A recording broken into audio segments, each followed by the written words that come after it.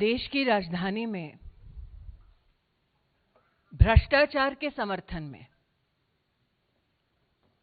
Congress party आज मैदान में उतरी है। जिन्होंने न्योता दिया कांग्रेस के कार्यकर्ताओं को, उस परिवार के बारे में आज आपके सम्मुख कुछ प्रश्न रखना चाहती हूं, कुछ बातें रखना चाहती हूं। जो जेल से बेल पर हैं, उन्होंने घोषणा की है कि आओ दिल्ली को घेरो, क्योंकि हमारा भ्रष्टाचार पकड़ा गया है।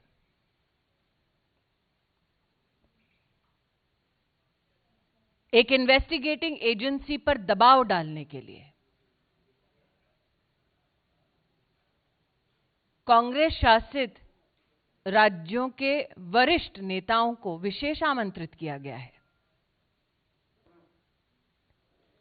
इन्वेस्टिगेटिव एजेंसी के ऊपर दबाव डालना खुलेआम, कांग्रेस की इस रणनीति को आप क्या नाम देंगे?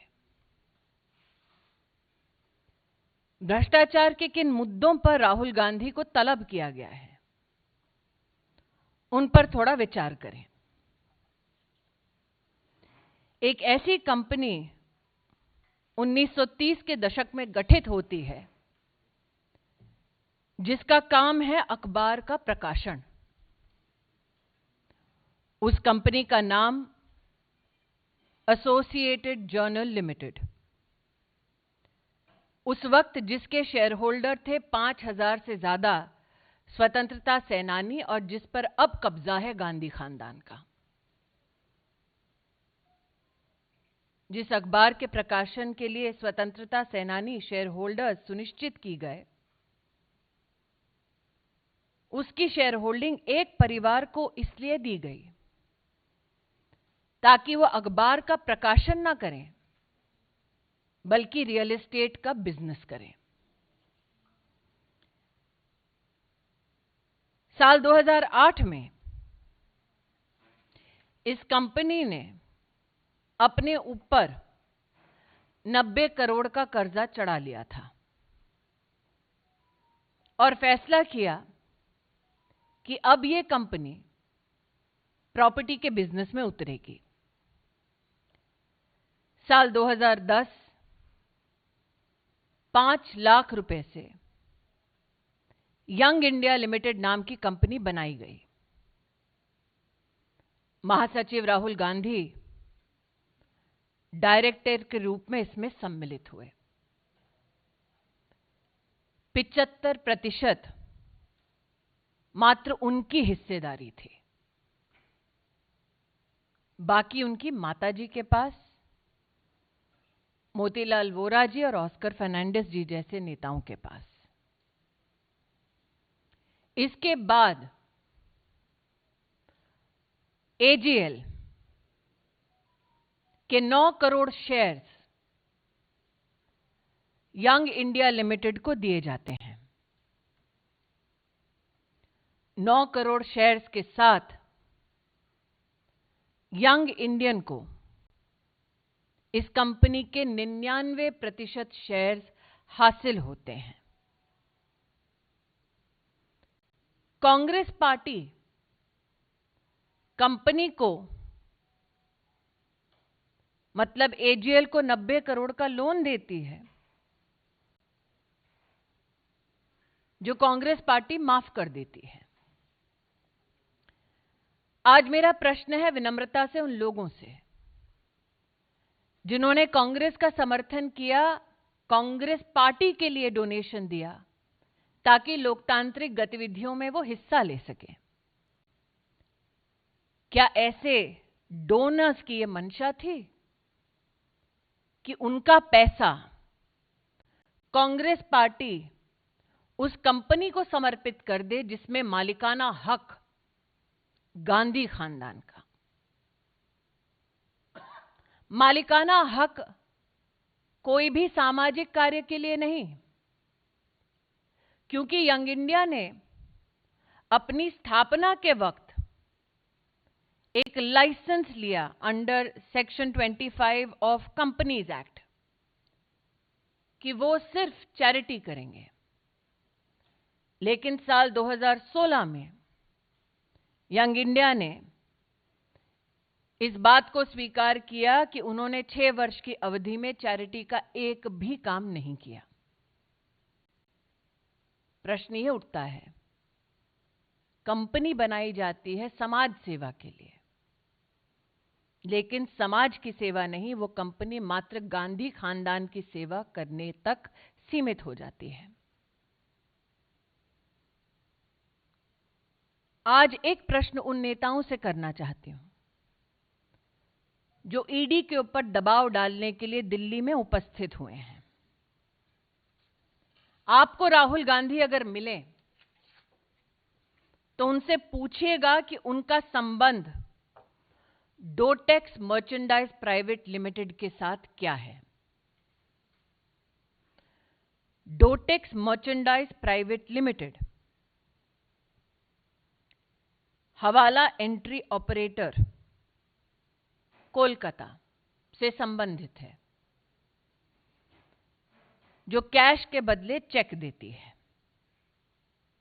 जिसकी ट्रांजैक्शंस पर फाइनेंशियल इंटेलिजेंस यूनिट का रेड फ्लैग है। जो कांग्रेस के कार्यकर्ता आज दिल्ली में एकत्रित हुए हैं, वो राहुल गांधी जी से पूछिए कि गांधी खानदान का संबंध डोटेक्स मर्चेंडाइज प्राइवेट लिमिटेड से क्या है। क्या यह सत्य है कि डोटेक्स मर्चेंडाइज प्राइवेट लिमिटेड के साथ उन कंपनीज का संबंध है जिसमें मालिकाना हक राहुल गांधी, सोनिया गांधी और जिसका संबंध श्रीमती वाड्रा से है। आज जो लोग इन्वेस्टिगेशन एजेंसीज पर दबाव डालना चाहते हैं, उनका ध्यान आकृष्ट करूंगी दिल्ली हाईकोर्ट के 2019 के एक जजमेंट के वाक्य पर। The entire transaction of transferring shares of AGL to Young India was nothing but a clandestine and surreptitious transfer of the lucrative interest in the premises of Young India. अर्थात AGL के ऊपर राहुल गांधी का, सोनिया जी का मालिकाना हक गैर कानूनी तौर पर संपत्ति पर अधिकार जमाने का एक प्रयास है। इसलिए आज जो गतिरोध कांग्रेस के नेता और कार्यकर्ता राहुल गांधी के बुलावे पर कर रहे हैं, मैं देश को बतलाना चाहूंगी कि ये लोकतंत्र को बचाने का प्रयास नहीं है, गांधी खानदान की 2000 करोड़ की संपत्ति को बचाने का प्रयास है। सत्य राहुल गांधी का है, आग्रह भी राहुल गांधी का है। और सत्य राहुल गांधी का क्या है, वो आज दिल्ली हाई कोर्ट के इस बयान पर मैंने जो उल्लेख किया उससे प्रतिस्थापित होता है कि एजेएल के शेयर जो यंग इंडिया को गए, वो ट्रांसफर अपने आप में सरप्चुअस है, क्लैंडिस्टाइन है, और यंग इंडिया के माध्यम से कैसे एजेएल की प्रॉपर्टीज हड़प कर सके कोई, उसका मात्र एक कागजी साधन है। नीरज पांडे एबीपी। मैडम, कांग्रेस के ज्यादातर नेताओं का कहना है कि राजनीतिक रूप से फंसाया जा रहा है, लेकिन हम झुकने वाले नहीं, रुकने वाले नहीं। अंग्रेजों को हमने भगाया और संहिता को भी भगाएंगे। जिसकी पार्टी अंग्रेज ने बनाई हो वो अंग्रेजों पे टिप्पणी नहीं करे तो बेहतर है। Sanjay Sharma, India news. Madam, मेरे दो सवाल हैं। कांग्रेस के नेता दिग्विजय सिंह वो दो बातें कह रहे हैं। पहली बात वो कह रहे हैं कि इस मामले में कहीं पर कोई एफआईआर दर्ज नहीं हुई है। दूसरी बात कह रहे हैं कि ईडी ने ये मामला पहले खत्म कर दिया था, इसको फिर से क्यों खुला है? राजनीतिक मोटिव है, पॉलिटिकल मोटिव। दोबारा कहती हूं, 2010 में जिस कंपनी की स्थापना चैरिटी के लिए हुई, 2016 में उस कंपनी ने इस बात को स्वीकारा कि हमने कोई चैरिटी नहीं की। जिस कंपनी को कांग्रेस पार्टी ने 90 करोड़ का लोन लिया, उस कंपनी के लिए लोन कांग्रेस पार्टी ने माफ किया और उसका मालिकाना हक गांधी खानदान के पास दर्ज कराया। उस मालिकाना हक के संदर्भ में दिल्ली हाईकोर्ट की टिप्पणी मैं 2 बार पढ़ चुकी हूं। हाईकोर्ट ने सारा एविडेंस देखने के बाद कहा कि एजीएल के ऊपर यंग इंडियन का मालिकाना हक अपने आप में क्लैंडस्टाइन है, सरप्चुअस है। आज ईडी या इन्वेस्टिगेटिव एजेंसीज के ऊपर इस प्रकार का दबाव डालना कहां तक लोकतंत्र और संविधान का सम्मान है, इस प्रश्न का उत्तर निश्चित रूप से गांधी खानदान को देना चाहिए। क्यों एक कंपनी जो अखबार का प्रकाशन करती थी और अब रियल एस्टेट का धंधा करती, उसमें गांधी खानदान की इतनी रुचि है? इसका मतलब रियल एस्टेट से मोह मात्र जीजाजी का नहीं, पूरे खानदान का। आज तक आपने कोई भी ऐसी कंपनी देखी है जिसको बनाने में चंद लाख रुपए लगे और जो मात्र शेयर ट्रांसफर के माध्यम से 2000 करोड़ का मालिक बन जाए बिना एक इकोनॉमिक एक्टिविटी किए?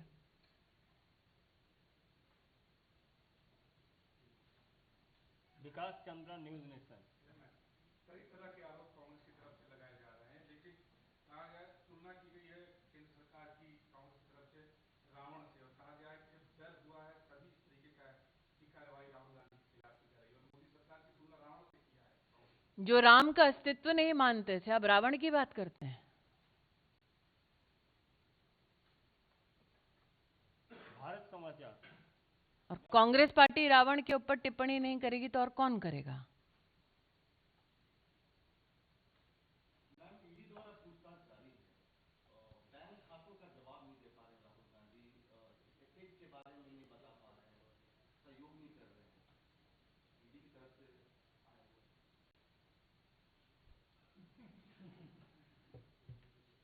विनीत, टीवी 18।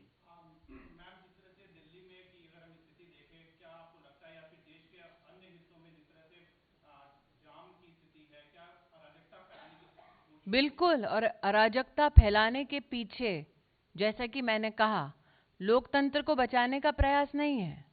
अराजकता फैलाने के पीछे प्रयास है राहुल गांधी की 2000 करोड़ की संपत्ति बचाना। ये ऐसा है, डरपोक वो होता है जो दुनिया भर से लोग बुलाए कि आओ मेरी मदद करो, और आप गांधी खानदान से संस्कार की अपेक्षा कर रहे हैं। Republic TV.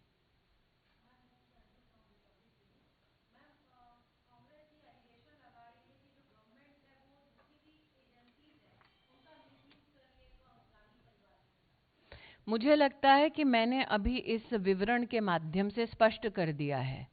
साल 2008 में गांधी खानदान की कंपनी ने कहा कि हम अखबार का प्रकाशन नहीं करेंगे, रियल एस्टेट का धंधा करेंगे। साल 2010 में जब हमारी सरकार नहीं थी, तब गांधी खानदान ने एक ऐसे कंपनी की स्थापना की जिसके माध्यम से उन्होंने 2000 करोड़ की संपत्ति हड़पी। और इस संदर्भ में एजीएल और यंग इंडियन का जो संबंध है, इसके संबंध में 2019 में दिल्ली हाईकोर्ट की टिप्पणी मैं ऑलरेडी यहां पर बता चुकी हूं। तो आप करें काले धन को एकत्रित करने का काम और फिर आंख दिखाएं इन्वेस्टिगेटिव एजेंसीज को और कहें कि हम भ्रष्टाचार करें, तो आंख मूंद लो। ये संविधान के माध्यम से संभव नहीं है। Nobody is above the law, not even Rahul Gandhi.